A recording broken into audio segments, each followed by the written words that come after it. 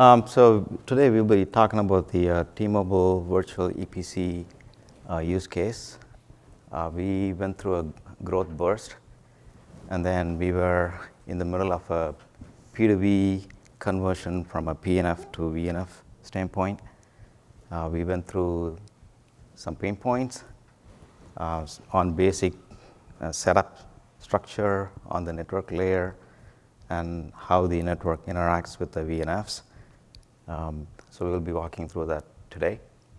By the way, I'm Senthil. I'm coming from the core IP network design side of the house, and Suleiman. And this is Solomon, Solomon Al-Bashir. I am part of the packet core, responsible for the EPC side of the project. Okay, all right, let's dive in. So during the explosive growth we had two options. One is to either keep deploying the PNFs as it is today on a customized hardware, and then the other journey, the parallel line for us was, okay, let's move to fully virtualized systems.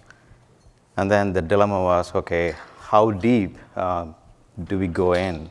Do we fully virtualize, or can we have some PNF functions on some of the stacks within the compute and network layer and VNF? What is the ratio and the mix we looked at, and then we decided to start deploying OpenStack.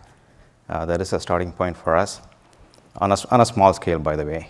And then recently 5G use cases are becoming more and more viable for us. And then we see a huge growth and the challenges around that. And then OpenStack is a key player in that mix. Okay. Yeah, so I believe everybody here joined a lot of sessions since Monday, talking about development and code and contribution to the OpenStack, to all the projects going on there. And it's great, and we appreciate all the code being added there. But without having the good use of this code, it's all theoretical. So once we use it, we use the OpenStack to run our applications. This is where we're adding the value to it. So again, our use case was really to run the OpenStack as our virtual infrastructure, the platform as a service, to run our virtual EPC. An EPC is the Evolved Packet Core, which is the core network for the 3G LTE network and soon the 5G network. So for us, when we started this project, we were just thinking and comparing. We used to use like the legacy system, the PNF, the physical network function. Now we are moving to the virtual network function. So how are we gonna evaluate and see if we're gonna get like the same capacity and robustness redundancy? Two things that are driving this project is capacity. We wanna make sure that we are getting similar capacity compared to the PNF, or even more, but not to have like the capacity to go like 100% lower than the PNF. And also at the same time, we need to make sure that the system is robust, the redundancy is there. You could have like very, very high capacity, but every now and then you have outage, you have a problem. So those 2 points, those 2 components were the main drivers for us when evaluating and testing and validating the virtual infrastructure we have to run the virtual EPC. So to achieve that, we were doing a lot of design validation, actually. It was not like validating the OpenStack components themselves, but we were validating the whole design. OpenStack is developed, we have the EPC, we have the hardware, underlying hardware, so we get all those components together, and then we test this to ensure the readiness for our application, which is live, when it is carrying our live customers. So we were testing NFVI, Network Function Virtualization Infrastructure, the OSP platform, because you can run the OSP platform, the OpenStack platform, for any other application, and it's fine, no problem. But when you run it for telco grade applications, you need to make sure that the minimum requirements are there. And also we were testing the hardware as part of the whole validation process, and also going the application, the V applications, to make sure that it's working fine with the virtual infrastructure. And the main goal was to have the virtual EPC with real customers, with the customer traffic, and to maintain the same telco grade kind of quality of experience. Yeah, next one. Okay. So again, contribution. As I mentioned in the beginning, we are not contributing to the code for the OpenStack so far until now. But the usage of the platform, usage of the OpenStack platform, this is where we are contributing. That we take the OpenStack and we use it for our application, and we prove the concept that it's working fine for our specific, very specific use case, and for our traffic modeling and for our customers. So through the contribution, we provided a lot of improvements in the NFV implementation for two main drivers: capacity and stability robustness. You need to do like a lot of tweaking and a lot of improvement in the design itself once you get all those three components together to make sure that you have the needed capacity and the required robustness for your system. And through the lab validation, we identified and fixed a lot of bugs, problem, and design issues through like some tuning, through some configuration changes in the overall design at the different layers, actually, at the hardware layer, at the OpenStack layer, and at application layer too. Yeah. Okay. I'll walk through the challenges we had on the transport side. We had some, initially by going into the architecture, we set up some tenets for the architecture itself. We call them as parity. When we move from PNF to VNF, we should be able to provide the same capacity we have. Basic functionality should be the same. These are the basic tenets we set ourselves as a goal, right? The second thing is the scale. Today, the PNF, when you deploy it in X number of markets, it is being deployed with a capacity in mind, with the market sizing goes along with that, right? How many sessions, data rate, those KPIs should still be portable when we move from a PNF to a VNF on OpenStack. That was one of our goals, right? And then managing the footprint. We don't want a scenario. Space and power is a bigger pain point for telcos still. Even for a mobility provider, it is still a pain point. So we need to manage the cost on that level. We don't want to go from a half-rack PNF to a 6-rack VNF. Then you defeat the purpose, right? So that was one of the KPI for us. During the design validation in the lab with vendors, we used to think of transport design in a certain way when we deploy a physical box. We went into the program with the same mindset. That didn't work for us. So I will highlight some of the pain points on the transport side. One of the I have a diagram on the next slide, but I'll talk through the pain points here. Port channels, when you link the bundles on a PNF, and then the expectation is when you have failovers, A side, B side, you have a predictable failover. But when you have a class architecture, like a spine leaf, and then you have a lot of links, and then compute sitting behind at the bottom, the impact of the link failures between the spine and leaf has unpredictable. We have seen instances where, at least in our use case, for the EPC use case, we had seen unpredictable results, which impacted the performance of the VNF itself. One of them is a virtual port channel. The timer between the link failovers were really long, wherein it actually triggered some of the VM reboots, since the VNF is being deployed as a distributed instance, right, like a microservices, if you will. Some of the VMs rebooted because of the third hop failure. The VNF didn't know about that, so it started, okay, I lost some heartbeat here and there, and then, okay, I lost everything, and then he started rebooting, and then we had a cascading impact along the chain, right?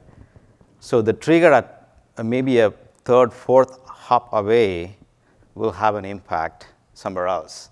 That was the biggest pain point for us. Coming from a telco background and then not a whole lot of software development experience, we are improving on that piece, but we try to approach the OpenStack deployment with the knobs and tweaks that we can use that are readily available, right? Like a timer change, or maybe setting up the links correctly. These are the things that we normally do when we deploy a system in a telco world, right? So we try to stick to that basics. The other pain point is the leaf being a purely layer 2 box, okay? When we talk about layer 2, yes, you have to run spanning tree, and then you have loops, right? So the timers on the spanning tree didn't match at all with the VNF deployment. That was the biggest drawback for us. And then there were some nuances in the way the VNF was deployed. In the PNF setup, it's a purely layer 3 application. It runs BGP process within the application itself, and then it uses BGP speakers to talk to the external world to advertise the service endpoints outside your cloud, private cloud. In the PNF setup, we do have bidirectional forwarding so that we can make sure that the paths are active, we constantly watch it, and then BGP is tied to the BFD process so that if something happens in the transport, then everything is modified, right, from a routing table standpoint. When we moved to the OpenStack, that was a gap. We didn't have that, so we had to go back and re-architect the entire scenario there. The next biggest pain point I would say is the last one. Third party, it is tied being to the third party failure being reflected in a space that you don't expect, right? So we had to deploy a lot of IP SLA objects on the leaf layer, where the object would monitor the northbound links state, and then if it fails, then it will take some action towards the compute nodes. So these are the major pain points we had, and then we had some workarounds for those as well.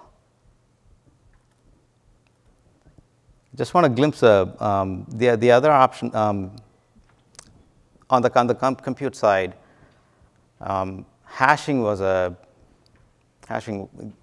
it was a bigger issue for us. By the way, since this is a compute user plane intensive application, EPC, right? We ran SRIV stacks. By default, when you run SRIV, we found out that the Intel chipset had only source destination hashing. That doesn't match with the hashing the EPC application today runs, because it's run on the ingress side, it's GTP transport, right? You need to have at least minimum of 4 tuple, otherwise all your traffic will end up on one compute. And then if the compute can support only 5.6 gig of traffic, that's not deploying EPC at scale, right?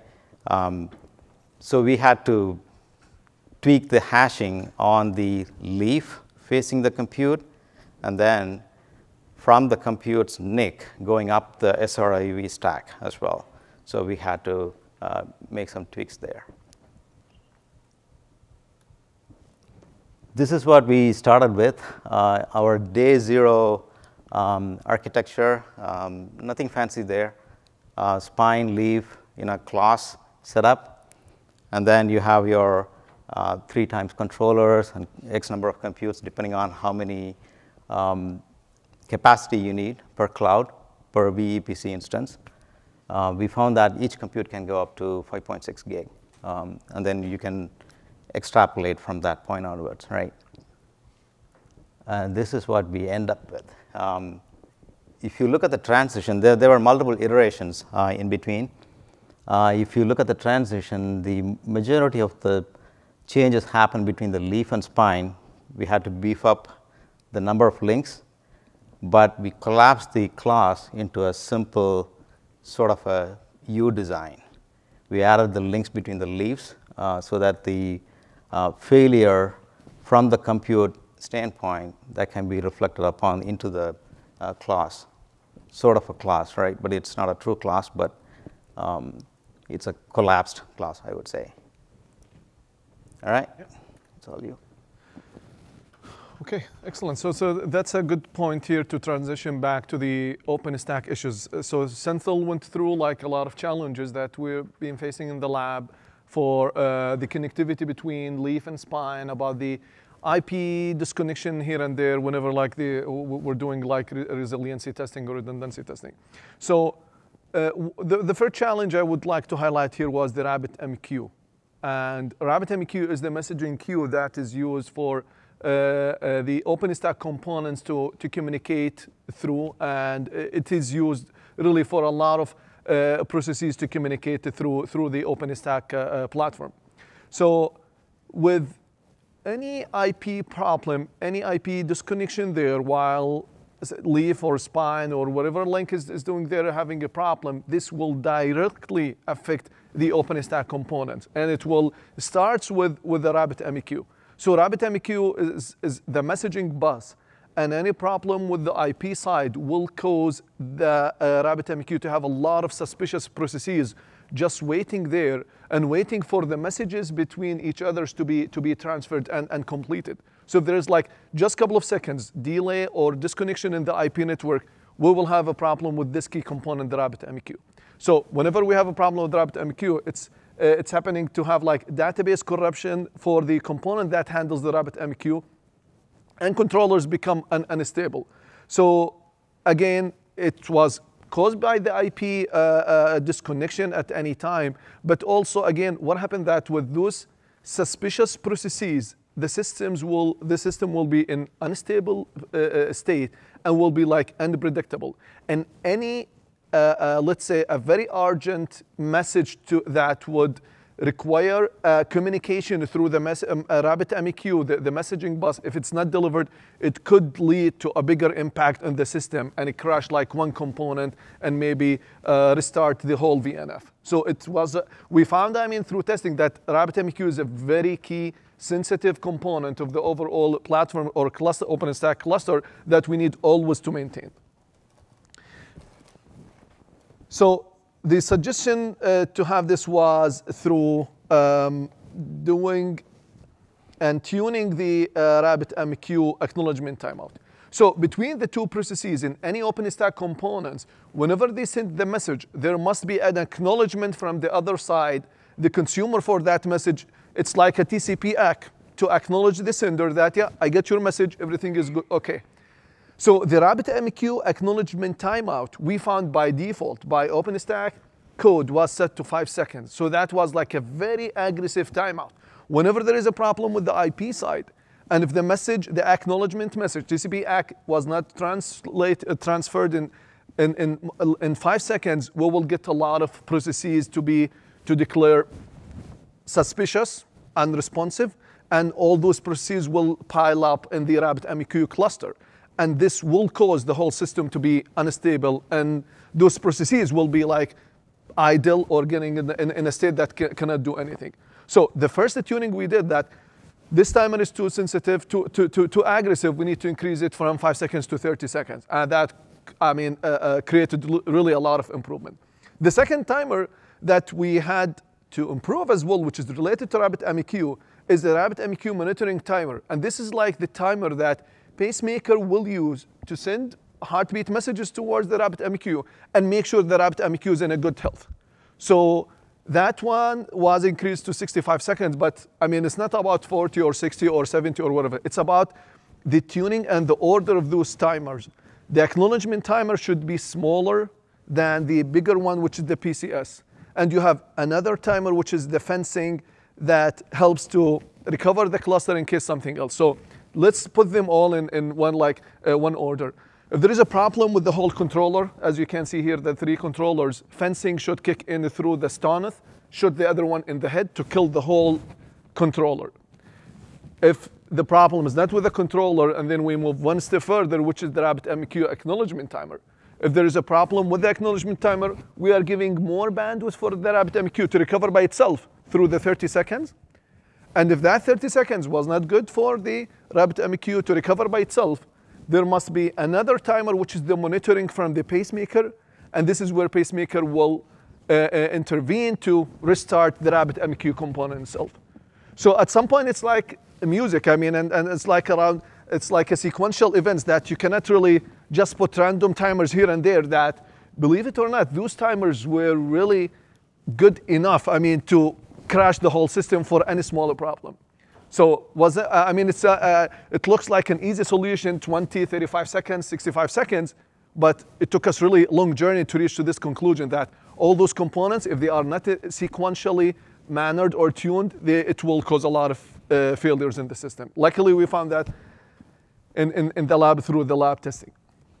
So moving to another challenge, which is the Salaah optimization. So Salaah a project provided by OpenStack is being used for billing for users, if they use like virtual machines, how much memory, how much CPU you are using, etc.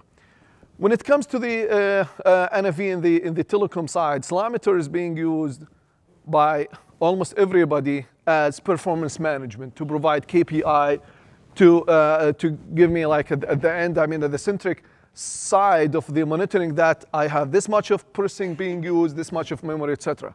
So, and we know that Salaah is not meant to be for performance management, but everybody was using it this way. And with Salaah and other services, those services, they keep writing a lot of small files to the storage cluster.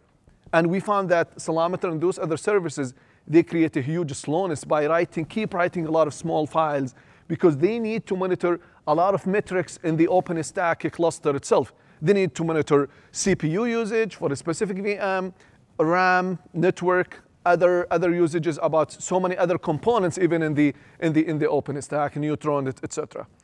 So Salaah at some point uses the famous Rabbitmq messaging queue for communication. Unfortunately, that was like not a great design from the beginning for Salaah to use the Rabbitmq, which is the network to move the blood through like the whole body. So Salaah was using that channel for all this performance and performance management information, which is huge. So at some point, the solution for us, I mean, to go ahead and continue the validation was to disable Salaah because it was not really designed for telco grade NFV applications to be used for KPI. So going towards another challenge, which is Galera. So Galera optimization. So Galera is the cluster being used for the database where you have all the information being stored for your control plane of the OpenStack platform. So Galera controls the MySQL database, and it tries all the time to synchronize the data across the MySQL copies, which exist in 3 different controllers in this scenario. So what we found during the lab testing that the time for the database cluster to synchronize exceeds the timeout configured in the pacemaker for Galera. So what happens that, again, PCS, the pacemaker controller, will send heartbeat to mostly all those components here. We said in the beginning, pacemaker will send to Rabbitmq, but at the same time, it will send to Galera. So the problem happened that when pacemaker PCS trying to send heartbeats to Galera, Galera is super busy doing the replication and the synchronization of the MySQL database across 3 different controllers. So what happened after that? That Galera is not responding to pacemaker. Pacemaker had to restart Galera. So the conclusion we reached that Galera was busy, was not dead, but it needed more time to recover because it was like doing it through the replication, the synchronization of this database. So the decision was to really make it a longer timer. And it turned out later that Galera was busy with replicating a lot of expired security tokens from Keystone. And those tokens were there expired, not used at all, but Galera still doesn't know that those are expired or not used anymore. So it was like going to synchronize it every now and then when needed. So the solution was to solve this problem is to adjust the PCS maker for Galera, give Galera more time to breathe, to synchronize the database that's going to replicate or synchronize. But at the same time, you need also to incorporate like a mechanism to delete all those expired, all tokens that they are sitting there without any use. So that was like the tuning that we have done for Galera as well. And now going to another challenge, which was the storage cluster. So through the storage, we found out that with the storage cluster, there was like a slowness in the storage cluster that causing some problems with the VNF. Go forward, please. Yeah. One more. Yeah. So what we found out that there is like a mechanism for data integrity in the storage cluster that is causing a lot of I/O to happen from time to time. In the storage cluster, there is a lot of replication happening from time to time for a specific partition at a specific time at specific like VNF.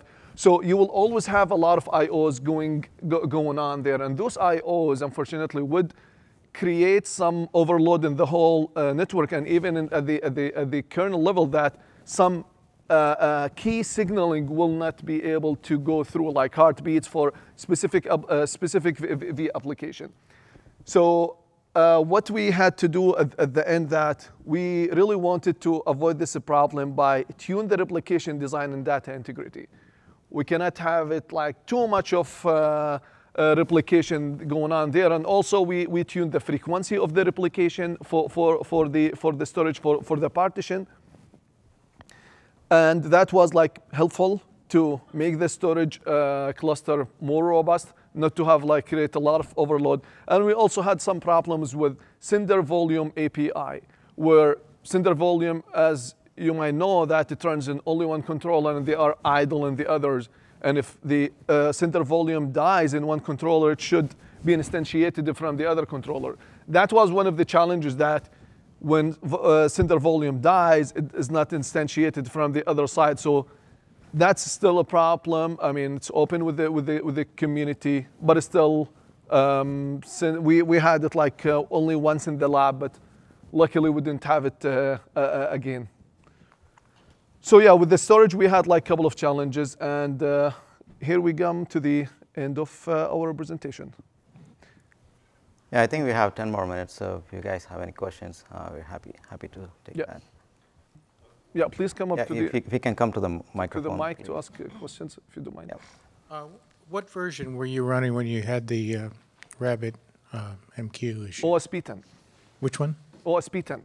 10, okay. And how many VMs total? How big was the application in terms of VMs? It was a big pod, a lot of VMs, a lot of virtual machines.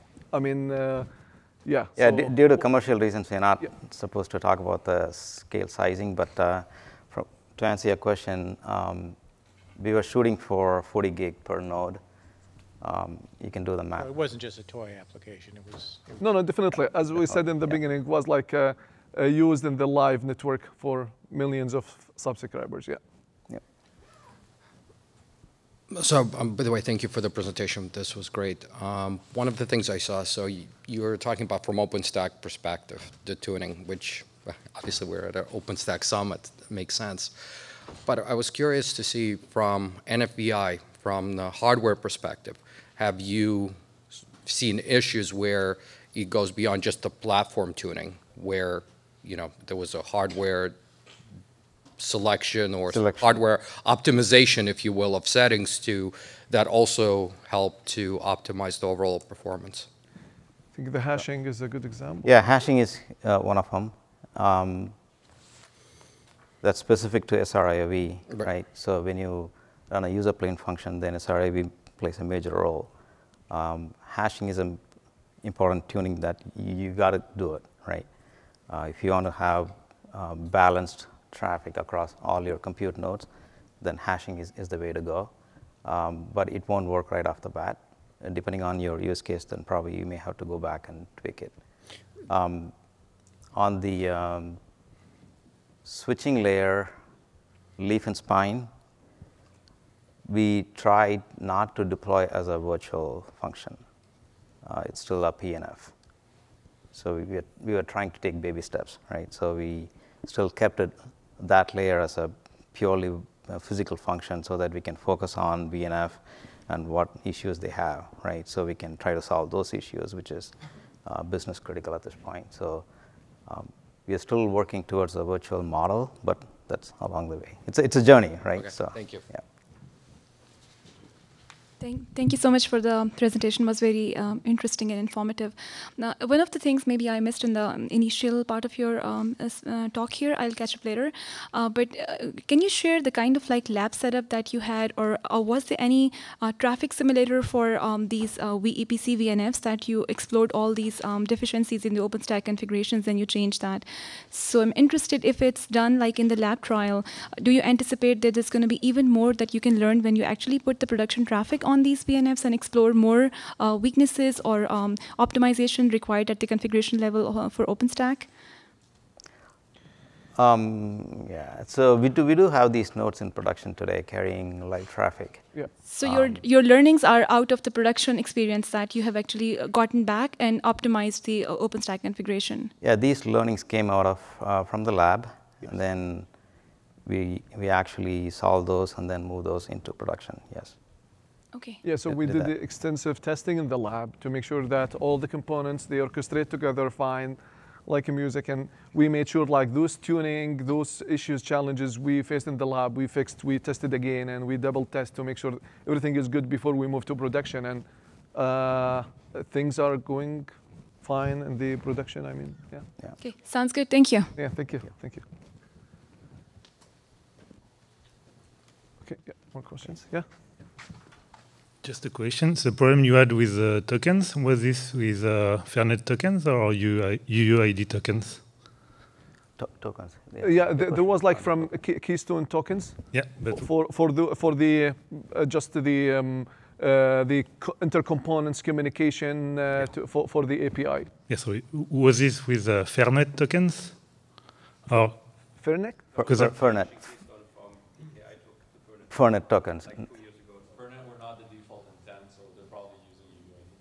No, that was not Fairnet. Yeah, that was like UUID Keystone for the intercomponents communication through the Keystone. okay. Yeah. Thanks. So, excuse me. So I understand Celemeter has a performance issue if you enable everything. But do you have any idea or specific open source project for the monitoring purpose? Yeah, I mean, after we concluded that monitoring will be difficult with Celemeter, we are investigating other projects for monitoring. That's the only answer I can give so far. We are checking other projects, other solutions. They're still under evaluation testing so far, but yeah, we are on it. I'm sorry, I cannot disclose a name, vendor or a solution, but yes, we are on it. Yeah. Yeah, there are some garage projects within the lab going on right now. So we're looking at different stacks, bus stacks. How do we homogenize your feeds of data coming out of your cloud and then put it on a bus and then backhaul it to wherever it needs to go from a monitoring standpoint, right? We are still working on it. Okay. Yeah, I know you tested with the OSP10. I mean, do you consider like others, vendors like FusionSphere or Ericsson or ZTE for your testing infrastructure wise? And then secondly, you're onboarding which VEPC, the solution from Nokia or from ZTE or from Huawei? Yeah, I mean, as we mentioned before, Yeah. I mean, for commercial reason, we cannot disclose like the vendor name, but yeah, currently we are running OSP 10, but in the future we may, yeah, we are evaluating moving to a newer OSP 10 with whatever like we are working on. So, and the last question is, as a start, do you think if you are given a second chance again, are you going to start with a OSP 10 or a newer version or other platform you're going to start off for testing such a? Yes, we started with OSP 10 with the Newton. Okay. Those issues, challenges were found in the lab by testing the Newton OpenStack platform. But definitely, I mean, you know how it is. I mean, when you need like to achieve better, more features and even easier upgrades for the OSP update or upgrade, you need to move to the next one. So that's the plan. I mean, as everybody is doing, to move to the next OpenStack release. So this would be the next step. Okay, thank you. No worries, thank you. Hi. You mentioned something about efficiency. If you need 6U to do something that you needed 1U before, it's not very efficient. So have you reached a situation that you are efficient on the NFV platform compared to the PNF in terms of the hardware utilization? It is comparable. I would say that, yeah. It's getting better. After we solve most of the issues, it is comparable. We fully embraced, yeah, don't get me wrong, we fully embraced OpenStack. We're not going back on that. No, sure, but after all the fine-tuning, it's right. like, now it makes sense economically as a carrier? When you're comparing the PNF to it does. When you look at the 5G use cases, yeah, there's no turning point here, no. It still makes sense, yes. I have one more question, if nobody else has. In terms of timeline, how long does it take to complete the whole test? For your, how long, the timeline? The timeline? For your test bit? Yeah, go for it. Well, it was like a couple of months. I mean, to enter the lab, to do extensive testing there. We have done a lot of testing, again, platform, application, hardware, IP side. Yeah, it was like months and months of work there. Yeah. I have a question about the SRIOV, which you mentioned. Yeah. Do you need to statically assign servers with SRIOV before you actually deploy your VNFs? I mean, you're using it for the data plane. Yes. So do you need to like point the servers that are assigned with SRIOV capabilities? No, within the server itself, we had both SRIOV and non-SRIOV NICs as well. Mm-hmm. And then you allocate the NICs that's facing the user plane. They were running SRIOV stack alone. So you can have a mix of both. You don't have to dedicate the entire compute for the SRIOV stack, right? You don't need to do that. Okay, and do you see that it gives you the performance you're expecting using SRIOV? Today, yes. I know there is, in the open community, there are efforts to improve DPDK, and vector processing is one of them, right? It's out there. FDIO is doing a lot of work on that. So as it matures, then probably we might move away from SRIOV, but today, that is what we have, right? Okay, thank you. Thank you. Thank you. Any other questions? Any other questions? Okay. With that, thank you very much, everyone. All right, thank you. Thank you, guys.